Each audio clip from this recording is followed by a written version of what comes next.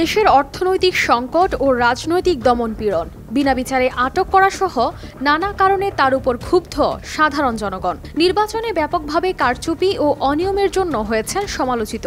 শুধু কি তাই, বাক স্বাধীনতা এবং গণমাধ্যমের স্বাধীনতা কঠোরভাবে সীমিত করার অভিযোগ রয়েছে তার বিরুদ্ধে। এমনকি বিরোধী মতামতকে দমন করতে সরকারের তরফ থেকে গ্রহণ করা হয়েছে নানা ধরনের পদক্ষেপ।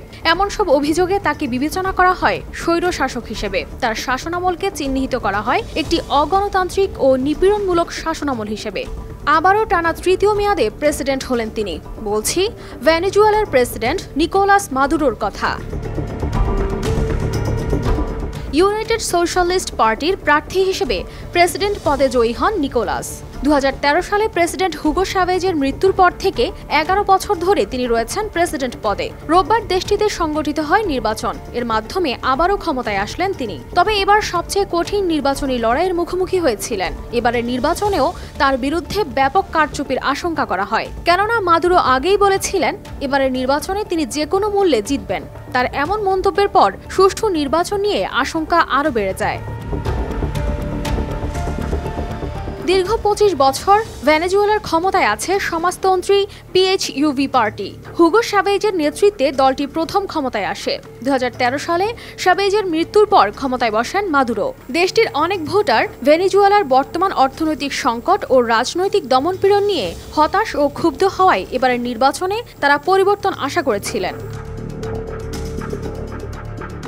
বিবিসি ও আল জাজিরার খবরে বলা হয় এবারের নির্বাচনে মোট প্রার্থী হয়েছেন 10 জন। মাদুরোর বিরুদ্ধে নির্বাচনে কারচুপি, জনপ্রিয় প্রতিযোগীদের নিষিদ্ধ কিংবা সরাসরি ফলাফলে হস্তক্ষেপ করার অভিযোগ রয়েছে।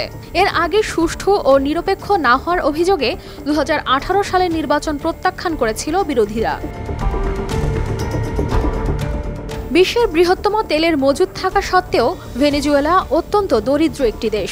এর কারণ ভেনেজুয়েলায় মাদুরোর 11 বছরের শাসনের মধ্যে দেশটির অর্থনীতিতে দেখা গেছে ব্যাপক সংকোচন। গত কয়েক বছরে সামান্য উন্নতি সত্ত্বেও এখনও লাখ লাখ মানুষের সামর্থ্য নেই পর্যাপ্ত খাবার ও ওষুধ কেনার। ভেনেজুয়েলার জরিপ বলছে নির্বাচনে যদি দেখা যায় মাদুরো ফের ক্ষমতায় থাকছেন, তবে বিপুল সংখ্যক ভেনেজুয়েলান দেশ ত্যাগ করবেন।